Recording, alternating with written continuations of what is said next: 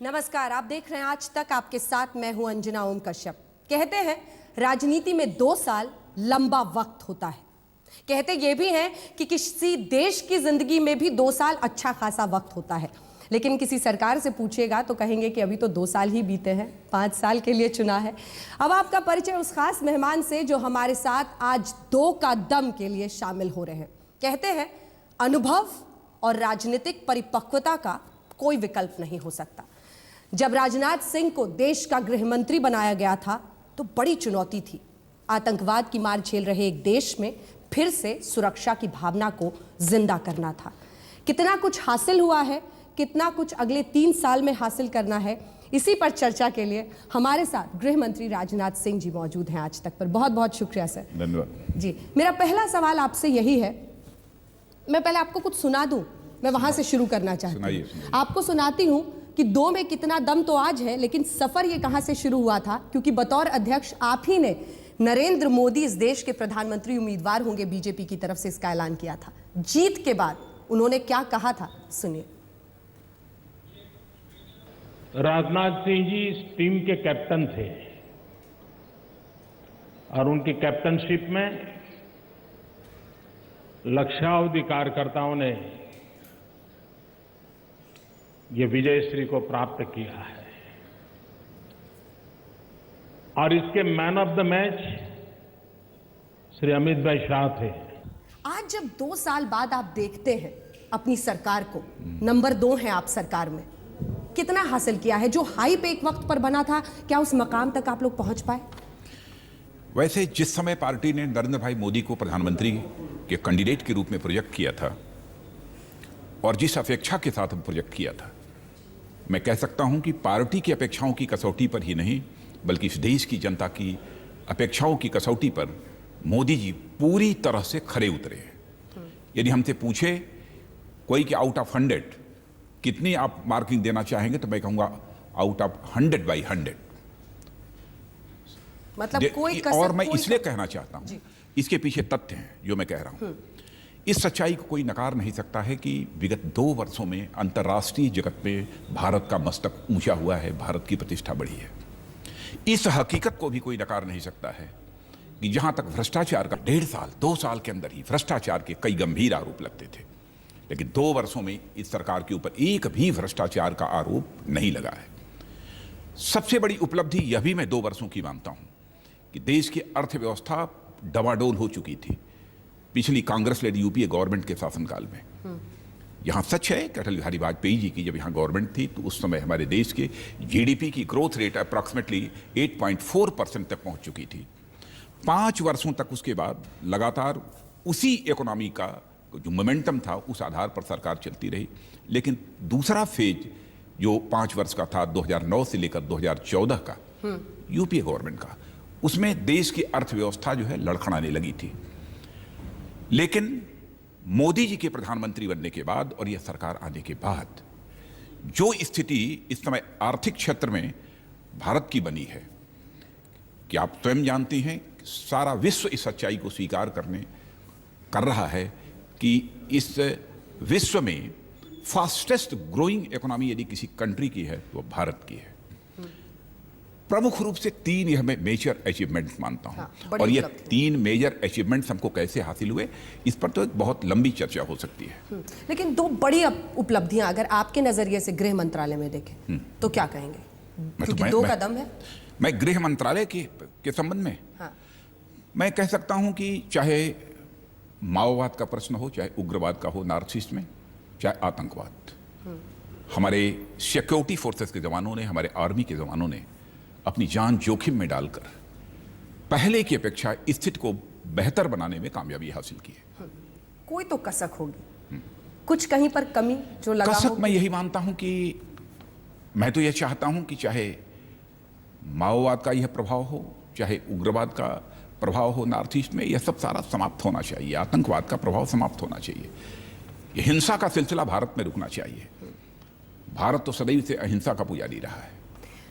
मैं जरा बाटला हाउस पर इसलिए जा रही हूं क्योंकि उसका भूत फिर से निकला है बीते दिनों। उस बाटला एनकाउंटर पर किस तरह की सियासत हुई उस पर खैर बाद में आएंगे, लेकिन जो जानकारी आ रही है वहाँ से फरार एक आतंकी, ये यूपीए 1 में हुआ था, वहाँ का फरार एक आतंकी आरोपी जो भी कह लीजिए, वो आईएसआईएस में शामिल हो गया है। आईएसआईएस कितनी बड़ी चुनौती बन रहा है अगर इस तरह से युवा जा रहे हैं और बाटला एनकाउंटर का भागा हुआ शख्स वहाँ शामिल हो रहा है, ये अपने आप में क्या बताता है? आईएसआईएस को मैं भारत के लिए बहुत बड़ी चुनौती नहीं मानता हूँ, व्यक्तिगत रूप से हमारा मानना है, क्योंकि मैं जानता हूँ कि हमारे भारत का रहने वाला मुसलमान यहाँ की संस्कृति और यहाँ की परंपराओं में इस तरीके से रचा बसा है कि आईएसआईएस जैसे संगठनों को भारत में अपनी गतिविधि चलाने की इजाज़त किसी भी सूरत में नहीं देगा। इसलिए आईएसआईएस भले ही विश्व के दूसरे देशों में अपना कुछ प्रभाव स्थापित कर ले, लेकिन मुझे पूरा विश्वास है कि भारत में आईएसआईएस का प्रभाव बढ़ने नहीं पाएगा। और कुछ तथ्य हमारे सामने, हमारे पास, जिन तथ्यों के आधार पर मैं यह बात कह रहा हूं। क्योंकि बहुत सारे वीडियोस इस तरह के वायरल बार बार हो रहे हैं जिसमें दिखाया जाता है लड़कों को अपनी तरफ खींच रहे हैं वो, तो इन सब पर नियंत्रण कैसे होगा, कैसी स्ट्रैटेजी बनेगी? वैसे कुछ कार्रवाई इसमें हुई है जी, लेकिन मैं समझता हूं कि वो संख्या गिनी चुनी है। जितनी चर्चा आईएसआईएस की होती है और भारत में क्या आईएसआईएस का प्रभाव भारत में बढ़ रहा है, ऐसा कुछ नहीं है। हकीकत तो यही है। ठीक है, समाचार पत्रों में अथवा दूसरे अन्य स्रोतों से चर्चा भले ही होती हो, लेकिन यह हकीकत नहीं है कि आईएसआईएस का प्रभाव भारत में बड़ी तेजी के साथ बढ़ रहा है। अब सर उस सियासत पर जरा पहुंचते हैं जो बाटला एनकाउंटर में हमने देखा है, क्योंकि आपको गृह मंत्रालय एक ऐसी विरासत मिली है जहां पर एनकाउंटर पे भी सियासत होती है। शिवराज पाटिल जो उस वक्त के गृह मंत्री थे वो सामने आकर कह रहे हैं कि वो सही एनकाउंटर था, दिग्विजय सिंह जो फर्जी बताते रहे हैं वो गलत है। दिग्विजय सिंह कहते थे फर्जी है। सलमान खुर्शीद ने कहा कि जब बाटला एनकाउंटर का सुना तो सोनिया गांधी की आंखों से आंसू गिरने लगे। अब इसीलिए क्या हम आतंकवाद के सामने इतने कमजोर पड़े कि आतंकियों के मामले में भी वोट के लिए उसको इस्तेमाल? देखिए, आतंकवाद का सवाल हो, चाहे उग्रवाद का सवाल हो अथवा माओवाद का सवाल हो, ये सब सारे देश की सुरक्षा के लिए, यह सब सारे जो सारी जो बड़ी चुनौतियां हैं, मैं समझता हूं कि इसको राजनीतिक लाभ हानि के तराजू पर नहीं तोलना चाहिए, बल्कि बराबर इस नजरिए से देखना चाहिए कि इन सब सारे उसका प्रभाव समाप्त करके, चाहे आतंकवाद हो, माओवाद हो, उग्रवाद हो, हम भारत को कैसे सुरक्षित रह सकते हैं। क्योंकि यदि हम भारत को का विकास करना चाहते हैं तो हम सभी जानते हैं कि विकास की पहली शर्त होती है सुरक्षा। जब तक भारत सुरक्षित नहीं रहेगा तब तक भारत का हम जैसा विकास करना चाहते हैं वो विकास कर पाना हमारे लिए संभव नहीं हो पाएगा। जो बड़ा सवाल अब हर कोई देश के गृह मंत्री से जानना चाहता है वो आतंकवाद के नजरिए से है कि दाऊद पर कार्रवाई होगी।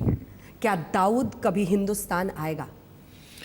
दाऊद एक अंतर्राष्ट्रीय अपराधी है। वैसे भारत को पाकिस्तान में है। भारत को जो भी दस्तावेज देने चाहिए पाकिस्तान को, भारत ने सारे दस्तावेज पाकिस्तान को दिए हैं।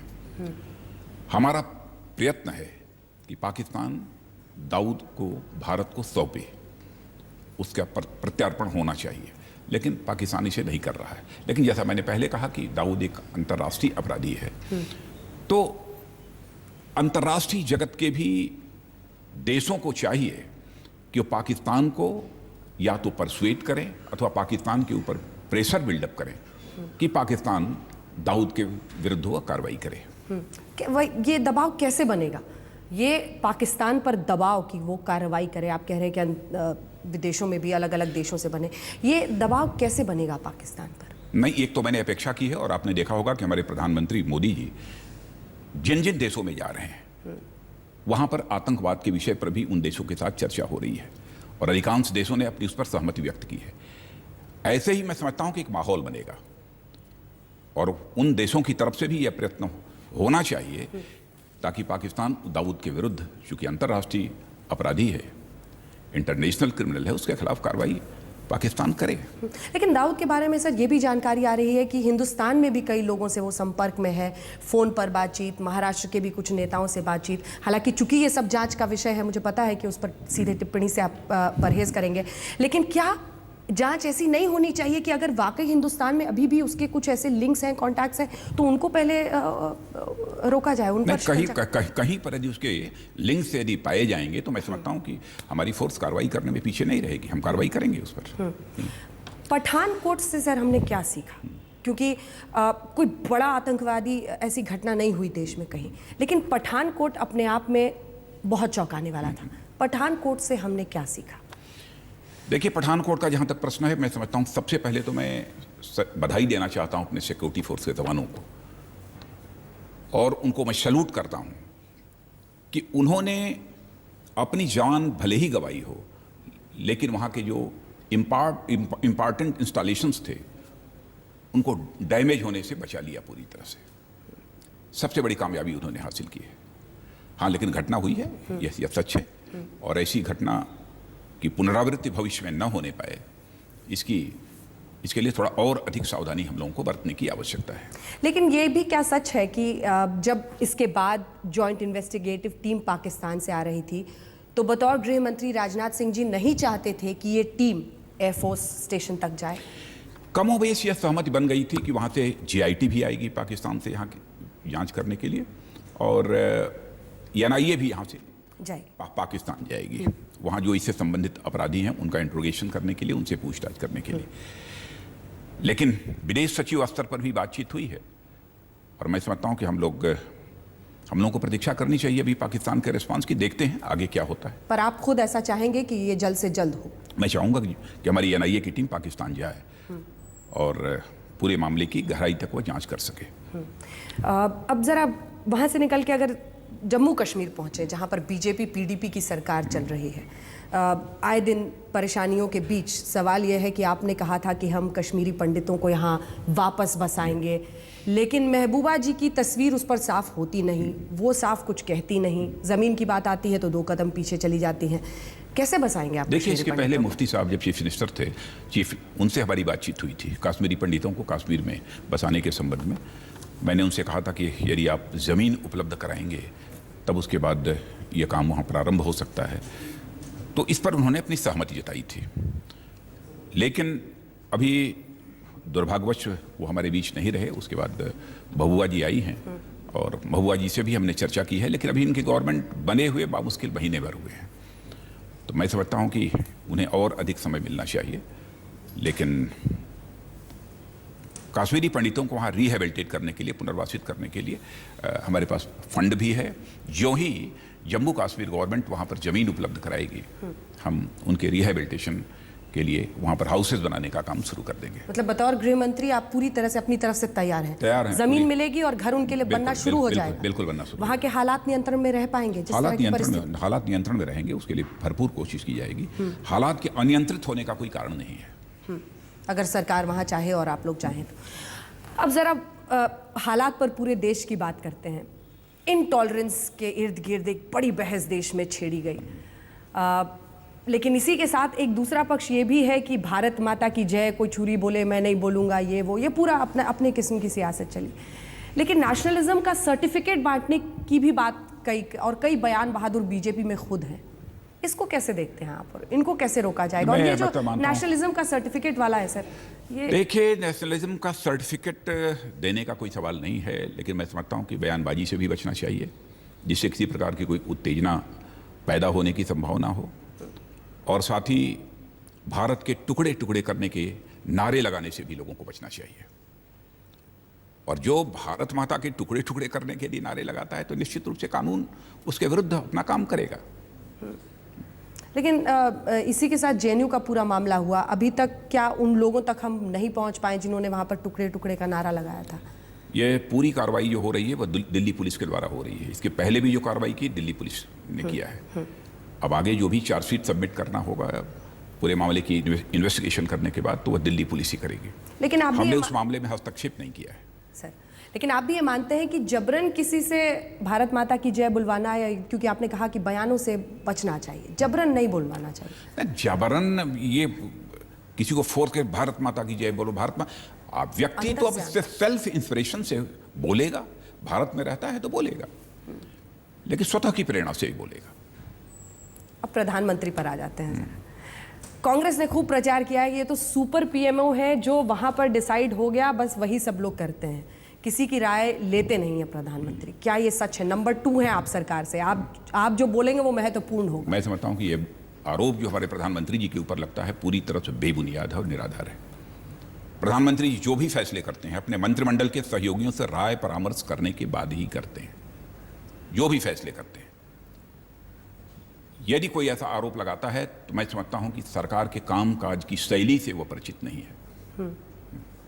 हमारे सामने तो एक भी ऐसा मुद्दा नहीं है जिसके बारे में मैं कह सकूं कि बिना बातचीत किए हुए, बिना राय परामर्श किए हुए उन्होंने किया होगा।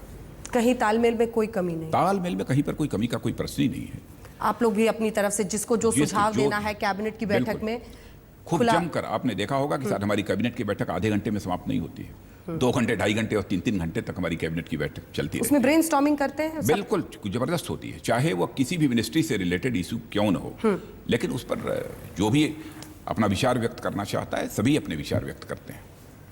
क्या मोदी का जादू बरकरार है? तब के कप्तान आपको कहा था प्रधानमंत्री ने, आपने उनको 100 में से 100 दे दिया, लेकिन क्या वो जादू जो एक वक्त पर जो लहर, क्योंकि मुझे याद है लखनऊ में सर आप रैली कर रहे थे और बड़ी भीड़ थी वहां पर और मैं लंबे वक्त तक गाड़ी से आपके पीछे गई, फिर हमने इंटरव्यू किया आपका, आपने तब कहा था कि स्वीपिंग मेजॉरिटी मिलेगी और वो सच हुआ। हमने उसको ब्रेकिंग न्यूज भी आज तक पे चलाया था और वो हुआ।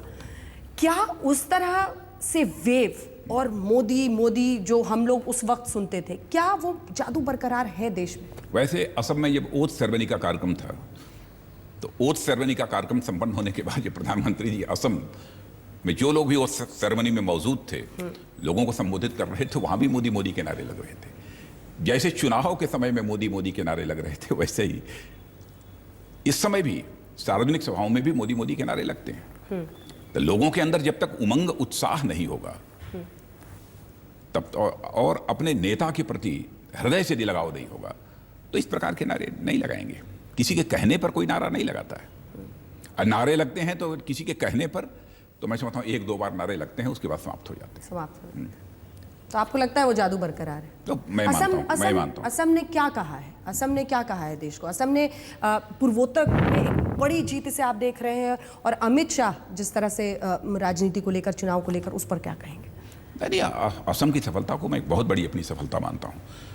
नॉर्थ ईस्ट में पहली बार भारतीय जनता पार्टी को किसी स्टेट में एक प्रकार से काफी हद तक क्लियर मेजॉरिटी हमको हासिल हुई है। 2 बार आप भी गए थे वहां, अगर मैं सही हूं? हाँ, मैं गया था। कई सार्वजनिक सभाएं हुई हैं, उसके पहले भी मैं गया था, चुनाव होने के पहले भी असम में गया था। आपको लगता है कि वहां पर जो एक जीत का सिलसिला है वो, और असम को इस रूप में देखना चाहिए कि नॉर्थ ईस्ट का ऐसा क्षेत्र था जिस क्षेत्र में भारतीय जनता पार्टी का प्रभाव देश के अन्य भागों की अपेक्षा कम हुआ करता था जी। और नॉर्थ ईस्ट में कभी भी भारतीय जनता पार्टी की अपने बहुमत के आधार पर सरकार नहीं बनी थी, पहली बार ये बनी है। इसका मतलब कि हमारे प्रधानमंत्री का जादू जो उस समय था, वह जादू पहले यदि रहा होगा काफी हद तक, यदि नॉर्थ ईस्ट के अतिरिक्त दूसरे भागों में, अब नॉर्थ ईस्ट में भी हो गया है ना, पूरे देश में उनके जादू का करिश्मा काम कर रहा है। मतलब और हमारी सरकार का जो परफॉर्मेंस अब तक रहा है उस परफॉर्मेंस से भी लोग संतुष्ट हैं। हम इसी नतीजे पर पहुंचते हैं। 2 साल के बाद चुकी हाँ, है। लेकिन क्या दिल्ली और बिहार ने कुछ सिखाया भी? दिल्ली और बिहार ने कुछ सिखाया भी? दिल्ली और बिहार में किन कारणों से हम लोगों की को अपेक्षित सफलता प्राप्त नहीं हो पाई उसकी समीक्षा हम लोगों ने की है, लेकिन उसको मैं समझता हूं कि सार्वजनिक करने की कोई आवश्यकता नहीं है और आगे उसकी पुनरावृत्ति न होने पाए यह सावधानी हम। असम की जीत पर आप लोग खुश, और असम के साथ ये भी दिलचस्प रहा कि 2 साल सरकार के पूरा हुए, तो क्या असम का मॉडल उत्तर प्रदेश में, क्योंकि उत्तर प्रदेश एक आपका गृह राज्य है और उत्तर प्रदेश और लखनऊ में आपको जब देखें तो बिल्कुल अलग अंदाज में आप वहां पर दिखते हैं, उस गृह राज्य का फॉर्मूला क्या होगा सर? क्या असम की तरह कोई चेहरा होगा? और मैं पूछूंगी कि कोई चेहरा होगा, आप कहेंगे इंतजार कीजिए, लेकिन क्या यूपी के लिए कोई स्ट्रैटेजी होगी? और राजनाथ जी यूपी में कितने इंटरेस्टेड होंगे? यूपी की बड़ी तस्वीर और बड़ी स्ट्रैटेजी पार्टी के नजरिए से। वैसे हर राज्य की अपनी राजनीतिक परिस्थितियां होती हैं, तो हम ये नहीं कह सकते कि जो असम की राजनीतिक परिस्थितियां थी वही उत्तर प्रदेश की भी राजनीतिक परिस्थितियां हैं। असम में चुनाव लड़ने के लिए अलग रणनीति थी और उत्तर प्रदेश में भी हम चुनाव लड़ेंगे तो उसकी रणनीति अलग होगी। उत्तर प्रदेश देश का सबसे बड़ा राज्य है, लेकिन जहां तक नेतृत्व का प्रश्न है, ये तो पार्लियामेंट्री बोर्ड ही इस संबंध में फैसला करता है। हाँ, इतना मैं कह सकता हूं विश्वास के साथ कि उत्तर प्रदेश के विधानसभा चुनाव में भी भारतीय जनता पार्टी को क्लियर मेजॉरिटी हासिल होगी। क्या हम माने कि कुछ ऐसा ही दोहराया जाएगा जैसा कि एक वक्त पर आपने मुझसे कहा था देश भर में लोकसभा में होगा? क्यों? मैंने कहा था ना, हाँ आपने कहा था। मैंने कहा था ना कि लोकसभा में जो कहा था वो लोकसभा में हुआ, और आज मैं उत्तर प्रदेश के बारे में कह रहा हूं वो होगा। क्यों लग रहा है ऐसे? ऐसा क्यों लग रहा है आपको? क्योंकि मैं देख रहा हूं कि हमारी एक तो संगठन भी पहले की अपेक्षा काफी अधिक मजबूत हुआ है, काफी सक्रियता बढ़ी है कार्यकर्ताओं की, कार्यकर्ताओं के अंदर भी एक उमंग और उत्साह है, और सेंटर में भी जो हमारी गवर्नमेंट काम कर रही है उस गवर्नमेंट के परफॉर्मेंस का भी असर का एहसास अब लोगों को होने लगा है। पर जो हमारी उपलब्धियां हैं उसका एहसास अब लोगों को धीरे धीरे होने लगा है, और लोग यह भी अब महसूस करने लगे हैं कि जिन राज्यों में भी भारतीय जनता पार्टी की अथवा बीजेपी लेड एनडीए गवर्नमेंट्स हैं, एनडीए गवर्नमेंट्स काम कर रही हैं, सचमुच कंपैरेटिवली वो बेटर गवर्नेंस दे रही है इस समय उन राज्यों के जहां पर की दूसरी पॉलिटिकल पार्टी की गवर्नमेंट है।